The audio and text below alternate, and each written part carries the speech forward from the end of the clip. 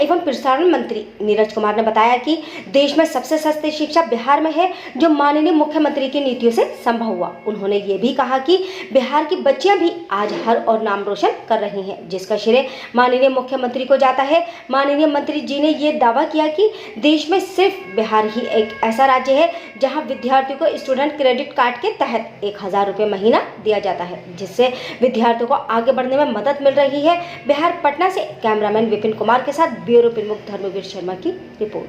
नमस्कार, मैं धर्मवीर शर्मा और आप देख रहे हैं मानव अधिकार इंडिया न्यूज। अभी मैं हूँ बिहार सरकार के सूचना एवं प्रसारण मंत्री के चैम्बर में। सर से मैं अभी मुलाकात करूँगा, आप सभी को मिलवाऊँगा। सर से मिलकर जानेंगे कि बिहार में जो अभी युवाओं को लेकर बहुत सी समस्याएं हैं, युवाओं को लगता है कि बहुत सारी समस्याएं हैं, उस पर सर से बात करेंगे। युवाओं के रोजगार के बारे में सर से बात करेंगे कि कौन कौन सी योजनाएं हैं और उसका लाभ विद्यार्थी कैसे ले सकते हैं। सर, आपका बहुत बहुत स्वागत है हमारे चैनल में। सबसे पहले सर आप ये बताइए कि अभी जो बिहार की स्थिति है, लोगों को लगता है और कहीं ना कहीं वास्तविकता भी है कि अभी जो युवा हैं वो कहीं ना कहीं भटकते नजर आ रहे हैं रोजगार को लेकर। इस पर आपका क्या कहना है? रोजगार सृजन दुनिया के अंदर एक चुनौती है, और राज्य के अंदर और देश के अंदर जी, लेकिन रोजगार से महत्वपूर्ण विषय है कि उसके कौशल का विकास करना जी। तो लोग इन चीज़ों को तो देखते नहीं हैं। जैसे प्रखंड कार्यालय गए तो BDO साहब का चैम्बर नजर आता है सबको, लेकिन कुशल विभाग के अंदर ऑफिस है, वहाँ नहीं कोई जाएगा। कुशल विभाग के अंदर में जहाँ कंप्यूटर पर बच्चे सीख रहे हैं, स्किल सीख रहे हैं, जहाँ पर बच्चे इस बात की जानकारी ले रहे हैं कि कैसे हमको अगर जाना है इंटरव्यू में तो कैसे कम्युनिकेशन संवाद कौशल कैसे हो, वो यह सीखते हैं। वहाँ पर बेसिक अंग्रेजी की जानकारी उनको दी जाती है, कंप्यूटर की जानकारी दी जाती है, और प्रति माह जी उनको एक राशि आवंटित की जाती है। इसलिए आवंटित किया जाता है कि आप मान लीजिए कि गुवाहाटी परीक्षा देने के लिए जाना है, दिल्ली जाना है, देश में कहीं नहीं है, तो अब वो परिवार पर आश्रित रहता था, माँ पिता पर आश्रित रहता था। नहीं, इसकी चिंता मत करो, तय कर लिया तो सरकार स्वयं सहायता भत्ता देती है, और उसके आधार पर कृषि विभाग केंद्र से प्रशिक्षित होकर के वो बच्चे जाते हैं। देश में रोजगार करने का अधिकार है। पढ़ने के लिए देश में कौन ऐसा राज्य है यहाँ समाज के सारे तबके के बच्चों को स्कॉलरशिप मिलता है? तो है राज्य, बताया तो हमको ऐसा कोई देश का कोई ऐसा राज्य है जहाँ समाज के हर एक तबके, चाहे वो दलित हो, अल्पसंख्यक हो, अति पिछड़ा हो, सामान्य समुदाय हो, उनको स्कॉलरशिप दिया जाता है। स्टूडेंट क्रेडिट कार्ड क्या हालात थे? बैंक से लोन मिलता था, एजुकेशन लोन मिलना भगवान मिलना बराबर होता था पहले। अरे देश में कहाँ योजना है स्टूडेंट क्रेडिट कार्ड का? ये तो सिर्फ बिहार में ही। तो इसका फायदा कितना मिला है लोगों को? एहसास इस बात का है कि इस बिहार में 1,35,211 बच्चों को, छात्र छात्राओं को ये मिला है। जो भी छात्र छात्राएं हायर एजुकेशन प्राप्त कर रहे हैं, सभी लोगों को छात्रवृत्ति दी जा रही है। तो आगे क्या क्या प्लानिंग है इसमें, क्या उद्देश्य है इसका? बिहार माननीय मुख्यमंत्री नीतीश कुमार जी ने यह तय किया है कि क्रॉस इनरोलमेंट सकल नामांकन अनुपात जो है हायर एजुकेशन में 30% है जी, और हम कितनी तेजी से आगे बढ़ रहे हैं, ये देश के अंदर एक उदाहरण है जी। इसलिए बढ़ रहे हैं कि हम स्टूडेंट क्रेडिट कार्ड की सुविधा दे रहे हैं। 4 लाख रुपया का ऋण सरकार बगैर कोई पैरवी के समाज के सारे तबकों को जो स्कॉलरशिप मिल रहा है उसके अतिरिक्त दे रहे हैं। तो 4 लाख में इंजीनियर बनेगा कि नहीं? बिल्कुल बिल्कुल। और हर एक जिले में इंजीनियरिंग कॉलेज की पढ़ाई शुरू हो गई, इंजीनियरिंग की पढ़ाई हमने शुरू कर दिया जी। मेडिकल की पढ़ाई शुरू हो गई, 500 रुपया महीना पर, 10 रुपया महीना पर इंजीनियरिंग की पढ़ाई, अब 5 रुपया में पॉलिटेक्निक की पढ़ाई। देश में कहाँ है उदाहरण है? हमको दिखा दे कोई, तो बताए। स्टूडेंट क्रेडिट कार्ड की सुविधा मिल रही है।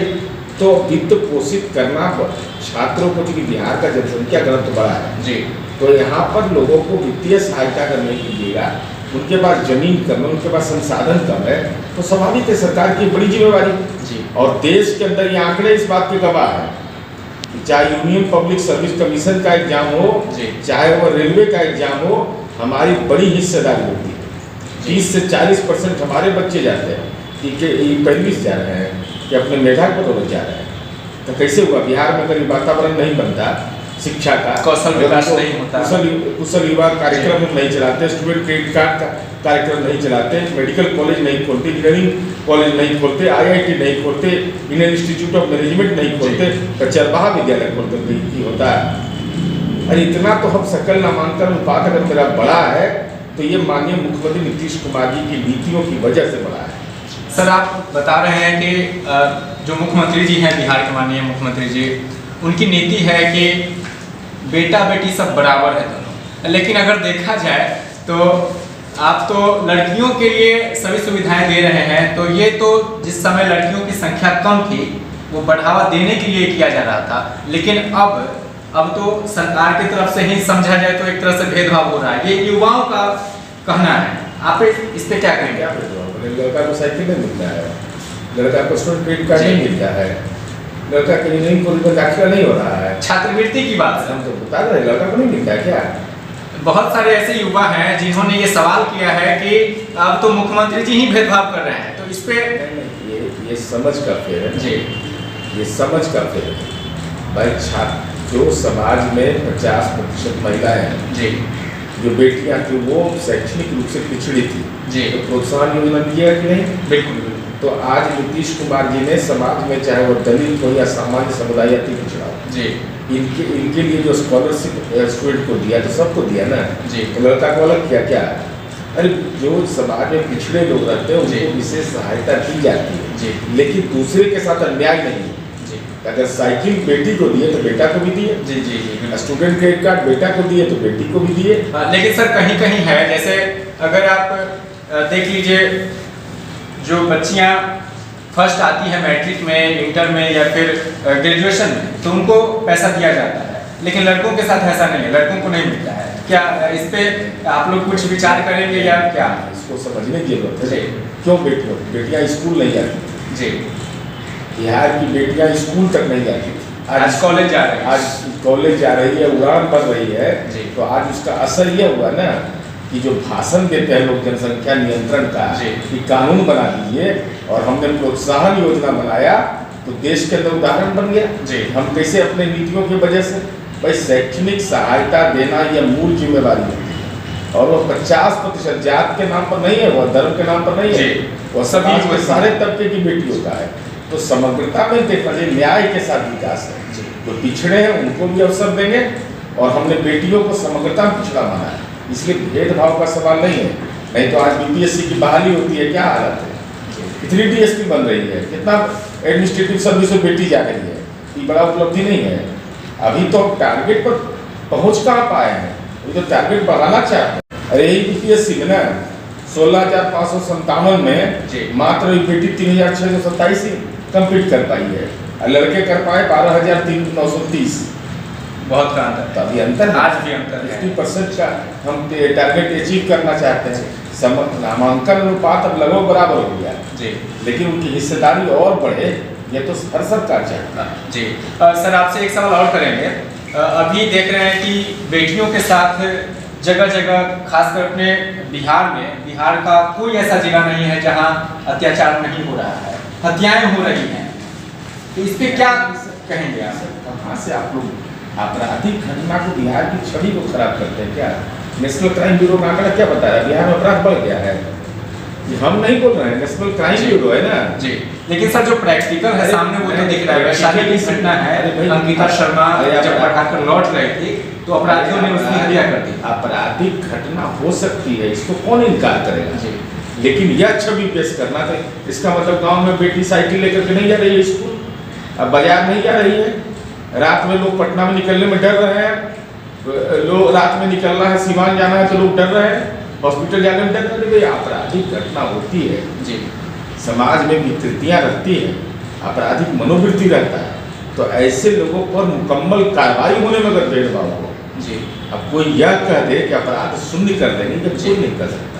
हम अपने घर में दावा कर सकते हैं कि हमारे घर के बच्चे हैं, उनके दिमाग में क्या चल रहा है, कोई दावा नहीं कर सकता।